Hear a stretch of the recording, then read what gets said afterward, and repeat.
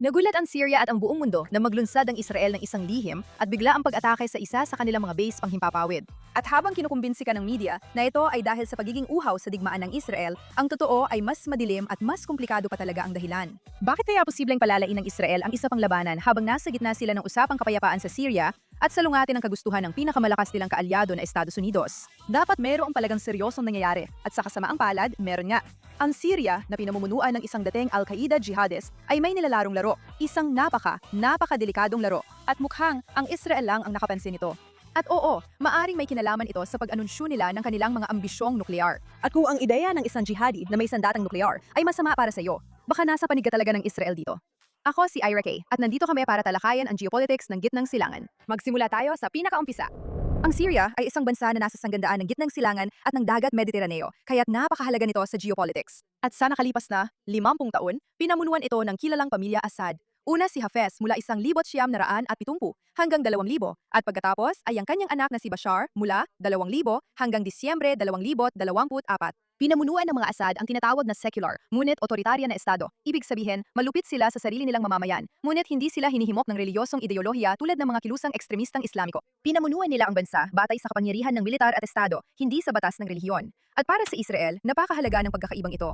Mapanganib ang mga Assad, ngunit hindi sila mahirap pakisamahan bilang mga kapitbahay dahil sila ay predictable. Pinanatili nila ang mga hangganan at nagkaroon sila ng magkasanib na interes kasamang Israel na iwasan ang direktang digmaan at labanan. Kapag nagsasagawa ang Israel ng mga operasyong militar laban sa mga puwersang Iranian na kumikilos sa Syria, at ginawa nga ito ng Israel, kadalasan ay pinapayagan ito ni Assad dahil ayaw niyang madamay sa isang sagupaan laban sa Israel na maaaring magpapahina sa kanyang pamumuno. Noong 2011, sumiklab ang digmaang sibil sa Syria kasunod ng Arab Spring at sa loob ng 13 taon, nilabanan ni Assad ang mga grupong rebelde na nagtatangkang pabagsakin siya sa tulong ng suporta mula sa Russia at Iran na nagpapanatili sa kanya sa kapangyarihan. Maingat na nagmamasid ang Israel upang matiyak na hindi masyadong lumakas ang Iran sa Syria at nagsasagawa sila ng mga pag-atake kapag ginakailangan laban sa mga paglipat ng armas ng Iran at pagpapalakas ng militar. Ngunit pinanatili nila ang isang uri ng pagkakaunawaan sa operasyon sa Russia na nagpadala ng puwersa sa Syria upang suportahan si Assad. Nakialam ng militar ang Estados Unidos noong 2014 upang labanan ng ISIS at nanatili ang mga tropang Amerikano sa maliit na bilang sa buong panahon. At pagsapit ng 2024, lahat, Israel, ang US at mga regional na kapangyarihan ay naniwalang mananatili sa kapangyarihan si Assad.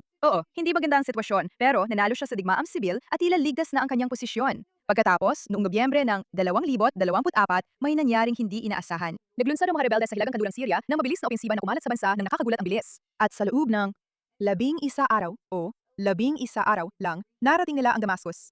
At pagsapit ng Disyembre 8, 2024, tuluyang bumagsak ang rehimen ni Assad. Ang mga rebeldeng umagaw ng kapangyarihan ay pinamunuan ng isang jihadist na kilusan na tinatawag na Hayat Tahrir al-Sham na mas kilala bilang HTS. Ang leader ng HTS ay at siya pa rin ngayon ay isang lalaking nagngangalang Ahmad al-Shara na dating kilala bilang al-Julani. Diretsahan na, si al-Shara ay isang jihadist. Siya ay naging miyembro ng Al-Qaeda. Pinamunuan niya ang isang jihadist na organisasyon sa buong digmaang sibil ng Syria at naglagay ang Estados Unidos ng $10 milyong na patong sa kanyang ulo. Nasa listahan siya ng mga terorista. At ngayon, dahil dito, siya ang naging presidente ng Syria. Ito ay lubos na naiba kay Assad.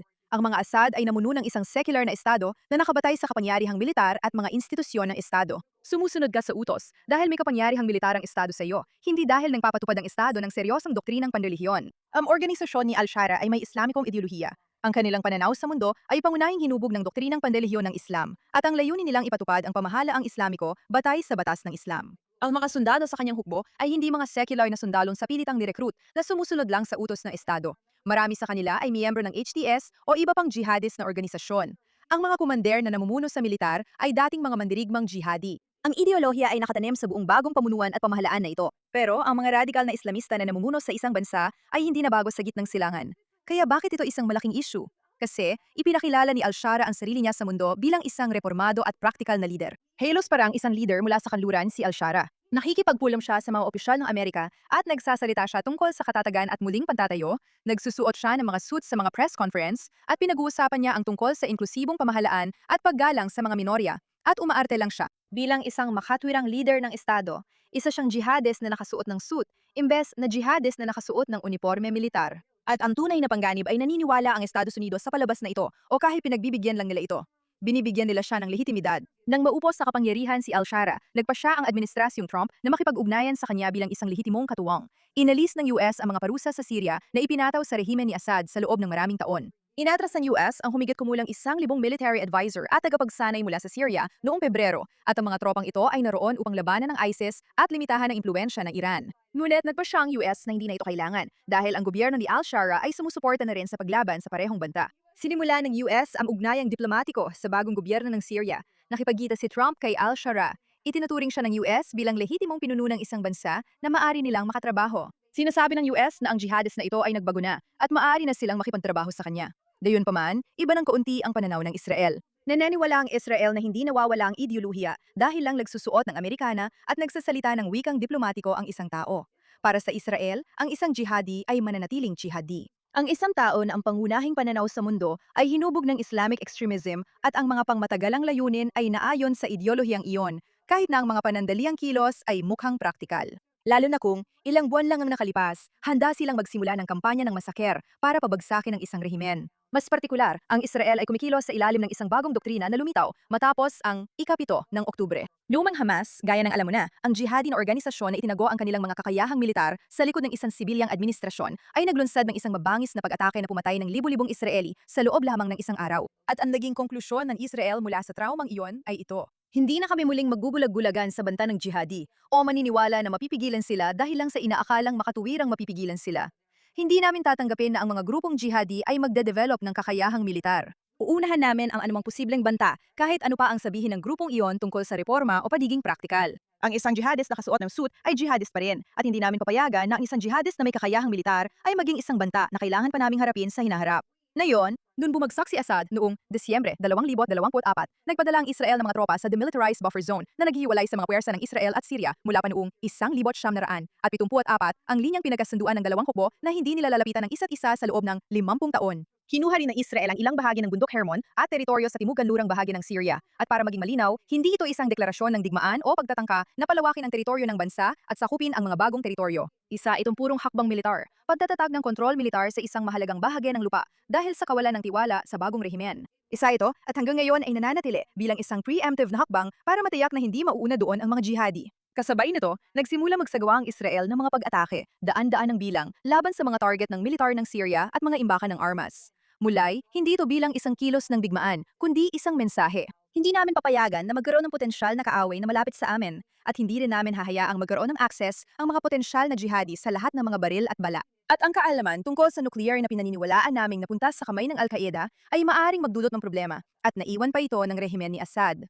Ngayon, iisipin mo na ang ganitong hakbang ay magdudulot ng digmaan, hindi ba? Papasok, umaatake sa iba't ibang lugar, lumilipat sa bagong teritoryo, pero kapansin-pansin, ang nangyari ay kabaligtaran dahil sa loob lamang ng 4 na buwan, ang Israel at Syria ay pumasok sa direktang negosasyon para sa kapayapaan. Si Ron Dermer, ang ministro para sa mga estratehikong usapin ng Israel noong panahong yon, ay paulit-ulit na nakipagpulong sa ministro ng Ugnayang Panlabas ng Syria at ang kanilang pinag-uusapan ay medyo simple lang. Unti-unting aatras ang Israel mula sa buffer zone at babalik sa mga linyang itinakda noong 1974 maliban sa 2 military outposts sa bundok Hermon para sa maagang babala. At kapalit nito, mangangako ang Syria na pipigilan ang mga pag-atake sa Israel, pipigilan ang Iran at Hezbollah na gamitin ang teritoryo ng Syria at gagawing demilitarisado ang timog Syria upang maprotektahan ang mga minorya. Malinaw na naunawaan ng bagong leader ng Syria ang mensahe ng Israel. Seryoso ang Israel at wala silang pakialam sa gusto ng mga kaalyado. Walang pressure mula sa kanila ang gagana. Simula pa lang, hindi ka magiging banta. At kung maging banta ka man, mararamdaman mo ang lakas ng Israel. Kaya naman, ang bagong pamunuan na nauunawaan ang lohika ng gitnang silangan, nakita ang lakas at posisyon na iyon at napagtanto na mas mabuting maging kaibigan sila kaysa maging kaaway ng mga taong ito. Kaya ano nangyari sa kasunduang pangkapayapaan na iyon? Sa totoo lang, parang natigil ito. At iyon ay dahil sa totoong problema sa Syria. Diyan tayo bumabalik sa tanong na sinimulan natin kanina. Kasi, nung bumagsak si Assad, may ilang bansa na napagtanto na may malaking oportunidad sila dito para maimpluwensyahan ang Syria. Napakahalaga dahil sa lokasyon nito, pero pwede ring gamitin para sa kanilang ideological na pangangailangan. At hindi ka na magugulat marinig ang mga pangalan ng mga bansang ito, Qatar, Turkey, at Russia. Nakakagulat man pero hindi gusto ng mga bansang ito ang ideya ng kapayapaan kasama ang Israel, kaya natigil ang mga negosasyon. Pinanatili at ipinatupad ng Israel ang mga kondisyon para sa kapayapaan habang napapatuloy pa ang mga pag-uusap. Pero malinaw sa lahat ang kabalintunaan nito na para sa kapayapaan, kailangan mo ng matibay na aksyong militar. Pero ito ay isang masalimuot na ideya na nahihirapan maintindihan ng mga taong mababa ang IQ. Ito ang bahagi ng kwento nagpapaliwanag kung bakit napakahalaga ng Syria sa estratehiya. Tatlong pangunahing kapangyarihan, ang Turkey, Qatar at Russia, ay sabay-sabay na nag-i-invest ng bilyon-bilyong dolyar sa muling pagtatayo at muling pagbubuo ng militar ng Syria sa isang magkakaugnay na estratehiya. At ang pag-unawa sa kanilang mga interes ang nagpapaliwanag kung bakit nagpasya ang Israel na kumilos noong Agosto 18. Sige, magsisimula tayo sa Turkey. Ang Turkey ay miyembro ng NATO, isang bansang mayoryang Muslim, at ang pamahalaan nito sa ilalim ni Erdogan ay may Islamistang oryentasyon. Ibig sabihin, ang kilusang pampulitika ni Erdogan ay nakaugat sa pamamahalang Islamiko at ideolohiyang Islamist. Matagal nang sinuportahan ng Turkey ang mga rebelding jihadist ng Syria noong digmaang sibil. At ngayong nakuha na ng mga rebelding yon ang kapangyarihan sa ilalim ni al-Shara, nakikita na ng Turkey ang kanilang pagkakataon. Nag-i-invest sila ng bilyon-bilyon sa pagsasanay ng militar ng Syria, tumutulong sa muling pagtatayo ng mga infrastruktura at institusyon ng Estado ng Syria. At ngayon, pumirma na ang Turkey ng kasunduang pangdepensa kasama ang Pakistan at Saudi Arabia. At sa esensya, inilalagay ng Turkey ang sarili nito bilang isang regional na kapangyarihan na may suporta ng NATO. Suporta ng kanluran. Pinakamahalaga. Ang Turkey ay nagtatatag ng permanenteng presensyang militar sa Syria dahil gusto nila ng matatag, gobyernong pabor sa jihad sa kanilang timog na hangganan, isang gobyernong kaya nilang impluwensyahan, kontrolin, at hubugin para magsilbi sa mga interes ng Turkey sa rehiyon. Ito rin ang pintuan papasok sa iba pang bahagi ng gitnang silangan. Ang isang secular na gobyerno ay hindi gaanong kaayon sa ideolohiya ng Turkey, ngunit ang isang jihadi na gobyerno ay natural na kaalyado ng isang estadong Islamiko. Malinaw ang kanilang material na interes. Ang pagkontrol sa Syria ay nangangahulugan ng pagkontrol sa isang mahalagang heograpikong sangandaan, ang lupain sa pagitan ng Europa, gitnang silangan at Asya. Ibig sabihin nito ay impluwensya sa mga rekurso para sa muling pagtatayo na papasok sa isang bansang may 25 milyong tao. Ibig sabihin din ito ay pagkakaroon ng kaalyadong militar sa kanilang hangganan, imbes na isang posibleng kaaway o hindi matatag na estado. Gusto nila ito. At iyan ang kinakaharap ng Israel, pero babalikan natin yan mamaya. Dahil kailangan nating pag-usapan ang interes ng Qatar. Ang Qatar ay isang maliit ngunit napakayamang bansa sa Gulpo na may 21 bilyong dolyar na puhunan sa Syria. At huwag kang magpalinlang sa pag-aakalang ginagawa nila ito dahil lang sa pagiging mapagkawang-gawa nila. Hindi, isa itong estratehikong pamumuhunan. Ang Qatar ang nagpopondo sa muling pagtatayo ng Syria, kaya ito ang pangunahing pinagmumula ng pera ng bansa. Ang Qatar din ang bansang, ironic man, ay tumatanggap sa mga lider ng Hamas at namamagitan sa mga magkaaway. Matagal nang inilalagay ng Qatar ang sarili nito bilang tagapamagitan ng kapangyarihan at impluwensya sa rehiyon. Pero sa totoo lang, gusto lang talaga nilang masunod ang gusto nila. Kapag kailangan ng bagong gobyerno ng Syria ng pera para muling magtayo, nariyan ang Qatar na may dalang pondo. Napakakumbinyente naman. Ang pamumuhunan ng Qatar sa Syria ay may maraming layunin. Ginagawa nitong mahalagang sandigan ng Syria ang Qatar. Kapag kailangan ng isang bansa na muling magtayo matapos ang 13 taon ng digmaang sibil, ang estado na nagbibigay ng pera ay may napakalaking kapangyarihan. At gustong-gusto ng Qatar ang ganitong kapangyarihan.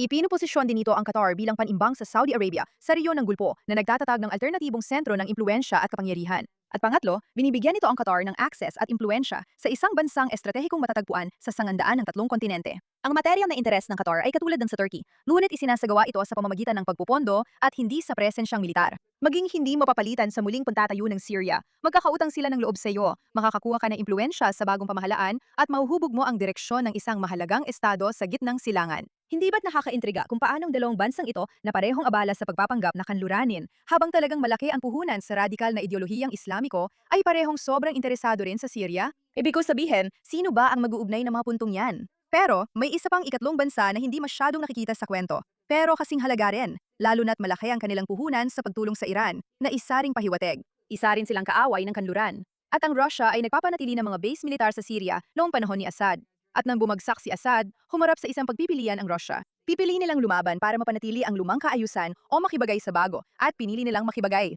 Ayaw nila ng kaguluhan at kontento sila sa bagong pamunuan. Nakipagkasundo ang Russia kay al-Shara. Isasuko ng Russia ang direktang kontrol sa kanilang mga base. Magiging pinagsamang sentro ng pagsasanay ng Russia at Syria ang mga ito, pero mananatili ang presensya at access ng Russia.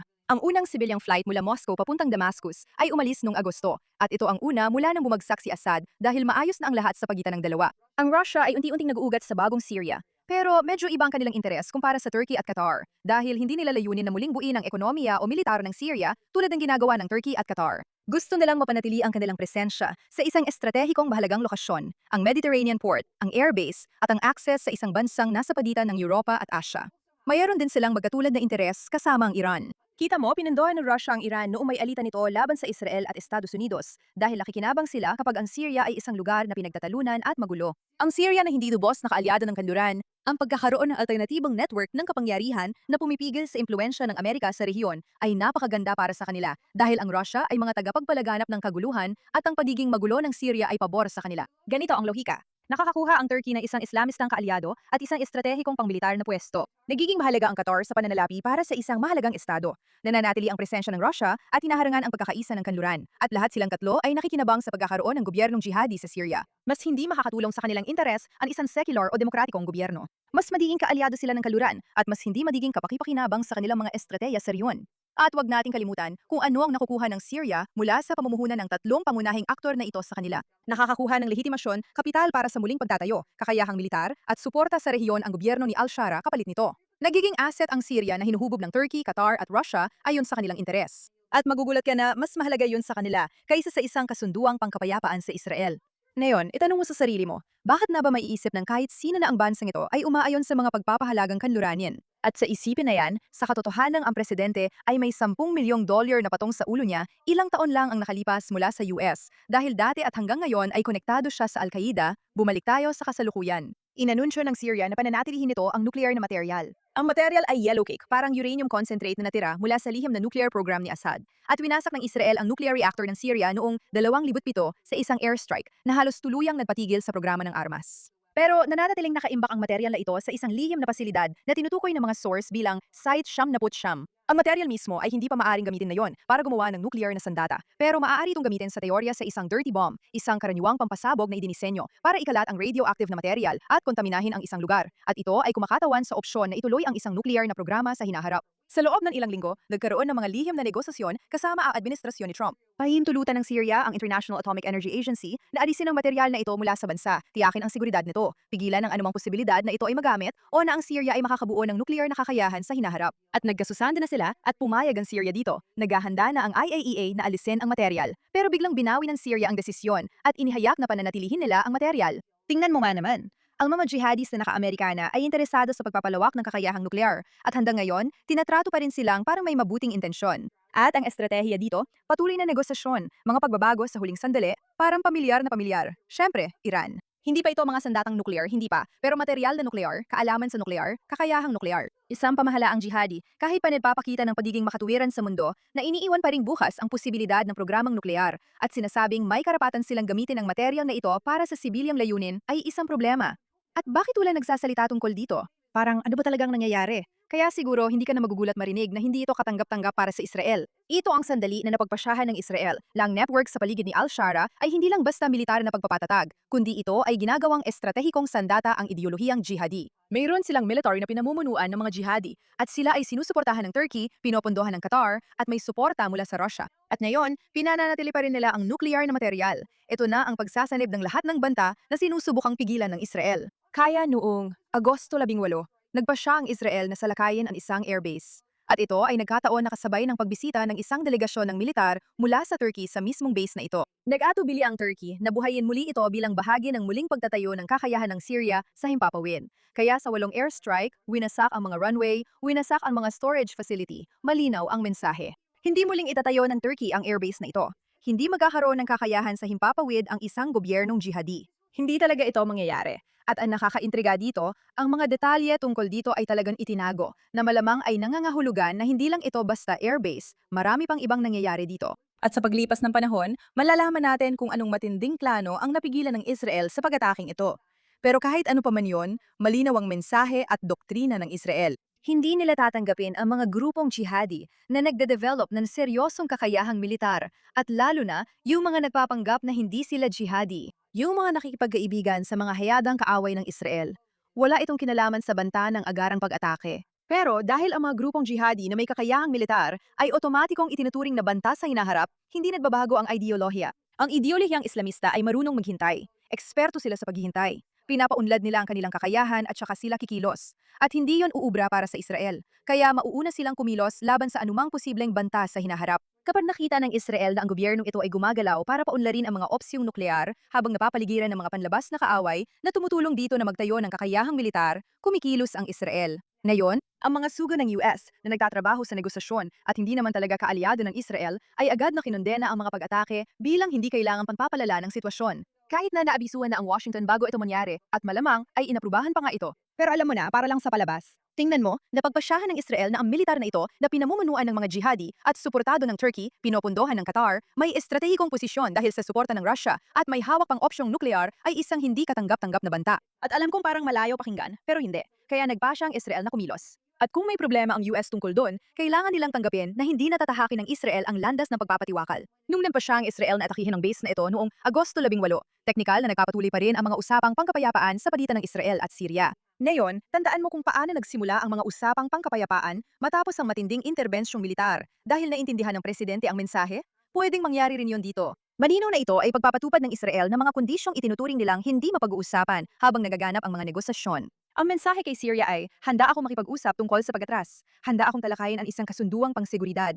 Pero hindi ko papayagan na mag-develop kayo ng mga kakayahang militar na magbabanta sa akin. Hindi muling itatayo ng Turkey ang airbase na yon. Hindi rin magmo-modernize ang inyong air force. Hindi rin mananatiling bukas ang inyong mga opsyong nuklear. Hindi ito mapag-uusapan.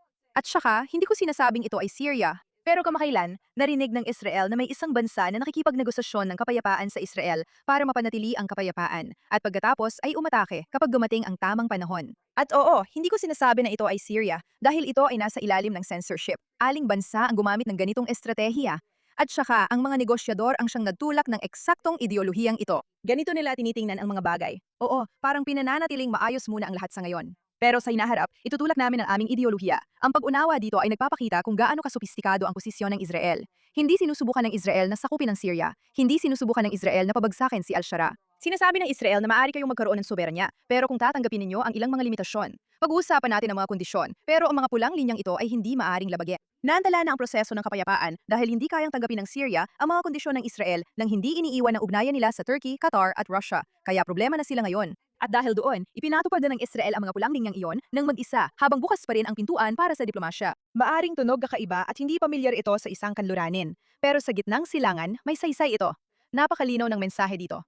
Maari kayong magkaroon ng kapayapaan. Pero dahil magkaiba ang kahulugan ng kapayapaan para sa Israel at sa mga radikal na Islamista, gagamitin natin ang kahulugan ng Israel na ang kapayapaan sa pamamagitan ng lakas ang magiging hindi mapag-uusapang kondisyon ng kasunduang ito. At ipapatupad namin ang mga kondisyong iyon sang-ayon ka man o hindi. At ang mensaheng ito ay hindi lang ipinapadala sa Syria. Ang Turkey at Qatar ay nakakatanggap din ng kanilang paalala. Hindi aksidente na inatake ang base na muling itinatayo ng Turkey. Isang malinaw na mensahe ito. At isang araw bago inanunsyo ng Syria ang kanilang nuclear na intensyon, nagbigay ng karagdagang pahayag ang Israel na nagpapakita kung gaano nakalawak ang estratehikong pagsusuri ng Israel. Itinigan na nila ang pag-export ng kagamitang pandepens sa Qatar at ngayon ay tinatawag na nilang isang masamang estado ang Qatar na kumikilos laban sa Israel.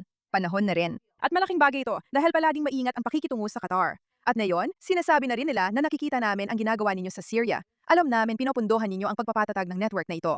Alam namin ginagawa ninyo posible ang regional rehabilitation ng isang jihadi na gobyerno sa pamamagitan ng $21 bilyong na investment. Tapos na tayo. Tinapos na namin ang kooperasyon sa depensa. Mahalaga ito dahil may dilan tagdaugnayan ang Israel at Qatar. Ibinenta ng Israel sa Qatar ang daan-daang milyong dolyar na halaga ng kagamitan sa depensa na naka-embed sa mga American system sa loob ng mga taon at hindi ako sang-ayon dito. Pero ngayon, tinapos na yon ng Israel. Nagpapadala ng mensahe ang Israel sa lahat ng nakamasid sa sitwasyon. Kung mag-i-invest ka sa pagpapatatag ng mga bansang pinamumunuan ng mga jihadi tulad ng Syria, mawawalan ka ng access sa Israel. Kung mag-i-invest ka sa kahit anong jihadi, mawawala sa iyo ang mga benepisyong pinansyal at militar ng pagiging kaibigan ng Israel. Pinili pa rin ng Qatar na pundohan ang network at ngayon ay nawawala na sa Qatar ang pakikipag-partner ng Israel. Iniisip nilang hindi talaga ito mangyayari, pero ngayon ay nangyari na nga. Mula ay malinaw ang posisyon, pero malayo ito sa posisyon ng Amerika, at ang Amerika ang pinakamalapit nilang kaalyado. At nagiging problema ito ngayon. Mayroong pangunahing pagkakaiba dito. Naniniwala ang Estados Unidos na ang pakikipag-ugnayan at muling pagtatayo ay maaring magbago ng mga aktor. Nakikita ng Estados Unidos si al-Shara bilang nagbago na.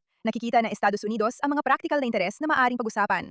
Nakikita ng Estados Unidos ang isang jihadi na kumikilos ng may katwiran at kaya nilang makipagtulungan sa kanya. Ngayon, hindi ko ipagkukunwari na kapag sinabi nating Estados Unidos, lahat ay kasama dahil maraming tao sa administrasyon ang talagang malinaw sa kung ano ang nangyayari. At maaring may mas sopistikadong laro na nangyayari dito.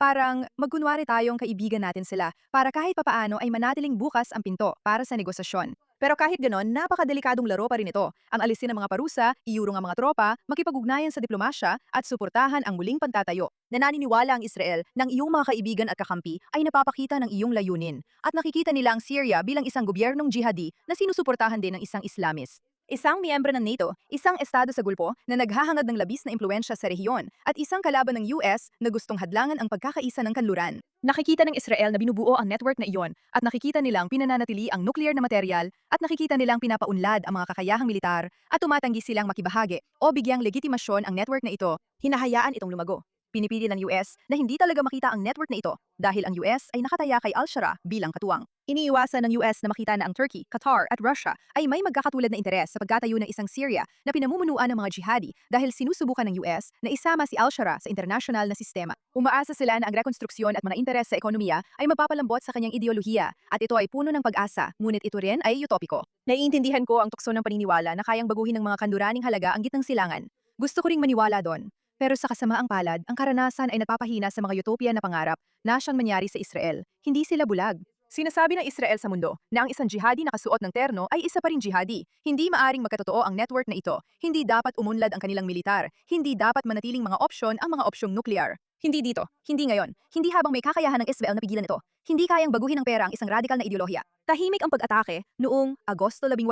At maaring manatiling tahimik marahil dahil sumasalungat ito sa estratehiya ng US. Ngunit hindi ito maikakaila dahil ito ay tumama sa pinagsasalubong ng lahat ng kulangguhit na inilatag ng Israel. Isang pamahalaang pinamumunuan ng jihadi na may hawak na nuklear na material na sinusuportahan ng mga potensyal at pangunahing kaaway ng kanluran na may estratehikong suporta mula sa US. Kalaban, lahat ng mga elementong ito ay sama-samang kumakatawan sa isang hindi katanggap-tanggap na banta. Umasa ang US na gagana ang pakikipag-ugnayan at umaasa ang Turkey na makakapagpatatag sila at umaasa ang Qatar na magkakaroon sila ng impluensya at umaasa ang Russia na magkakaroon sila ng access at tumataya ang Israel na wala sa mga ito ang pahihintulutang maging tunay na kakayahan. At sa ngayon, may kapangyarihan ng Israel na tiyaking mangyari ang tayang iyon. Ang tanong ay kung mananatili ang kapangyarihang iyon at ang doktrinang iyon.